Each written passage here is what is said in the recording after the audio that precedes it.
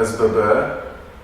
Oczywiście stan wojenny, generalnie jakaś tam przerwa w graniu, która wtedy nastąpiła. Następnym takim dużym wydarzeniem w pańskim życiorysie to było kombi. No tak. No a dla nas jeszcze większy, jako tak. dzieciaków z tamtych czasów, nie mogę nie zadać tego pytania. Muszę, dlatego że pan jest autorem, zaryzykuję stwierdzenie jedynej solówki perkusyjnej w polskiej muzyce rozrywkowej, którą przeciętny zjadacz muzyki pamięta. Aha, czyli słodkiego miłego życia. Dobrze, nie, jest to tak. I to jeszcze do tego w windzie. Skąd, jak ona w ogóle się pojawiła? To była zabawa, pan był, jeśli nie pierwszym, to jednym z pierwszych ludzi, którzy w Polsce bawili się z bębnami elektronicznymi, prawda? To było kolejne doświadczenie. Ja jestem takim misiem otwartym na wszelkie działania, na wszelkie sytuacje muzyczne. Pomimo tego, że wielokrotnie środowisko na przykład bluesmenów, czy rockowców, czy takiej muzyki ciężkiej o zupełnie innym charakterze, oni mnie nienawidzili w tym momencie. Oni powiedzieli, to zwariował, on po prostu źle się czuje, chory, co on robi, dlaczego? On gra w windzie muzykę taki pop gra, no ludzie, strasznie, nie cierpieli mnie. Ja wiem, o tym wiedziałem, natomiast trzeba sobie zdać sprawę z tego, że realia i rzeczywistość i sytuacja ekonomiczna i wszystko to, co jest związane z naszym codziennym życiem, wymagało pewnych posunięć biznesowych. No, umówmy się, powiedzmy sobie szczerze, akurat było kombi w tym czasie i ja uważałem, i w dalszym ciągu uważam, że kombi grało komercję, bo takie było założenie zespołu. Natomiast wielokrotnie graliśmy koncerty, które może nie były zarejestrowane na płytach, może nie zostały zarejestrowane na jakichś innych nośnikach. Natomiast były wykonane live i były to super koncerty, uważam, świetnie grane i wcale ja nie mam żadnego kaca, tak mi mówią ludzie, jak to? No przecież po SBB, perkusista SBB raz kombi. Ja mówię, no zaraz, ale co w tym złego? Raz, że zagrałem na tych naleśnikach, ja to nazywam naleśniki, było to jakieś tam doświadczenie, zupełnie inne myślenie, inne granie piosenki, ale ja jestem zawodowcem i uważam, że niczego nie można się wstydzić. No, a że była taka wykreowanie jakiejś tam solówki w windzie, no to show, to jest show business. Ta solówka? Jak się pojawiła? Czy to była kwestia takiego sobie przypadkowego najpierw pukania w te pady? Czy coś pan usłyszał w głowie? Nie, no to wynika jak gdyby ze struktury numeru, a słodkiego miłego życia, ale była część na bębny, to trzeba było tak zagrać, żeby to się wszystko zgadzało. I akurat tak wyszło, że samo brzmienie tego bębna elektrycznego jak gdyby sugerowało pewne sytuacje i generalnie charakter numeru również. No, trudno mi było zagrać tak jak w SBB. Nie wypadało.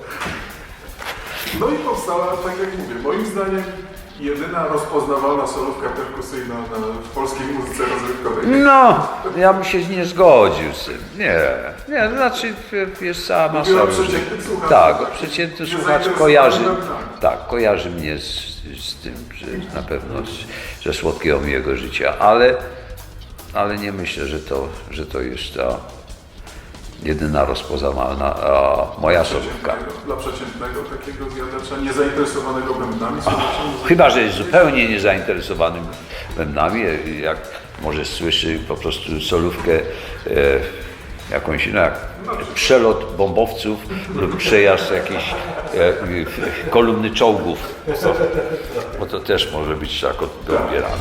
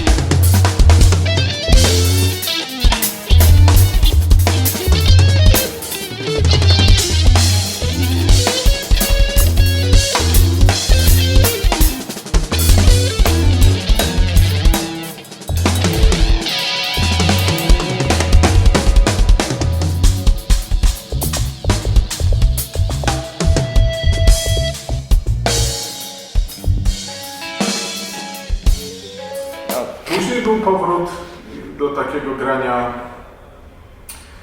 bardziej już akustycznego, prawda? Martyna Jakubowicz. Nie, Dżem, jeszcze nie, Janusz jeszcze Dudek. nie, jeszcze nie. No, nie mówię po W międzyczasie, kolei, w ale- międzyczasie były bardzo ważne momenty, bo ja prosto po kombi wylądowałem, gdzie ja wylądowałem? Z Krzysiem Ścierańskim zrobiliśmy płytę Baseline, a w międzyczasie był Pick Up, Jan Power? Young Power i to był zupełnie inny świat.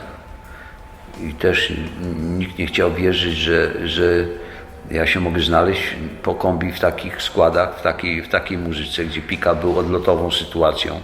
Zupełnie granie po prostu totalnie inne. No ale no cóż, tak szczerze, jeżeli coś w tobie siedzi, jeżeli masz gdzieś tam swoją duszę, swój charakter, nawet jeżeli zewnętrznie wygląda to inaczej, to zawsze ten charakter wypłynie przy sprzyjających jakichś okazjach, przy sprzyjających warunkach. Wśród muzyków, którzy ci pozwolą się otworzyć w tym kierunku i wtedy będziesz mógł pokazać to, co w tobie jest, to, co w tobie siedzi. Ja sobie to tak wyobrażam. Tak sobie to wyobrażam, dlatego że na przykład teraz, po tych 20 latach, ja miałem straszny dylemat z tym powrotem. Ja naprawdę nie mogłem się zdecydować, bo to jest nauka chodzenia od zera. Właśnie, o to chciałem pana zapytać, bo to był połowa lat 90., prawda, kiedy pan wyjechał? 94. Czwarty. Miał pan wówczas nagranych studyjnych albumów Pira z liczbą 20-25, kilkadziesiąt koncertowych ze względu na to, że SBB było zespołem koncertowym. nagrywającym Tak, się też koncertowo. I 20 lat przerwy, prawda? Tak. Z czego to się wzięło? To Miał pan dosyć grania, czy... Nie. To było jakby podyktowane innymi warunkami ode mnie niezależnymi. Nie chcę tego rozwijać, bo to jest... No dobrze. Ale nie mogłem, po prostu nie mogłem grać i koniec. I co, i brakuje grania w takiej sytuacji? Czy człowiek potrafi się przestawić? Jak ja to odebrałem, ja musiałem wyczepić zupełnie ze słuchania muzyki jako takiej, schodzenia na koncerty, schodzenia do klubów, bo tak jak mówię, nie byłbym w stanie, tam stoi bęben, a ja siedzę tu, tam się coś dzieje, a ja po prostu mam rączki związane. Nie mógłbym. Na pewno byłoby to bardzo bolesne dla mnie.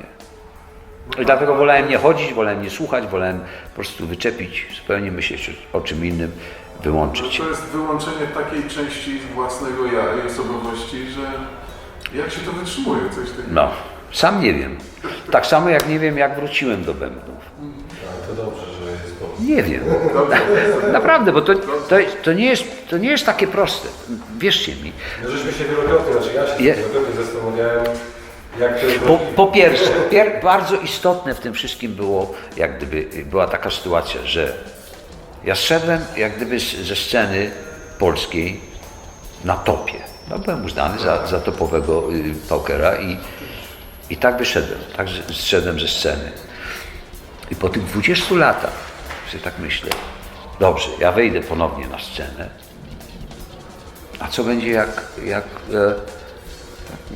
radki mi nie wytrzymają, bo mogą, bo jest to fizyczna zależność od mięśnie, to jest cała po prostu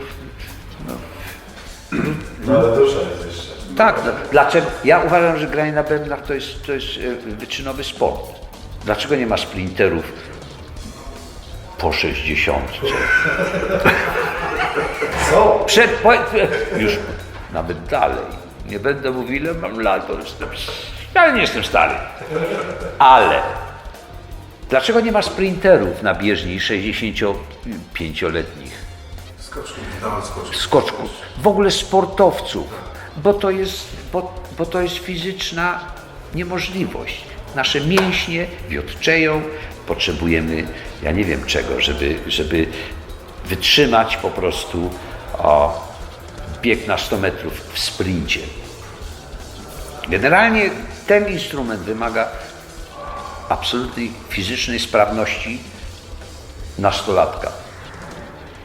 No ale my możemy powiedzieć, że warto było wrócić i że jest efekt. My to możemy Ja powiedzieć. nie wiem, nie słyszałem. Dobrze, dziękuję bardzo.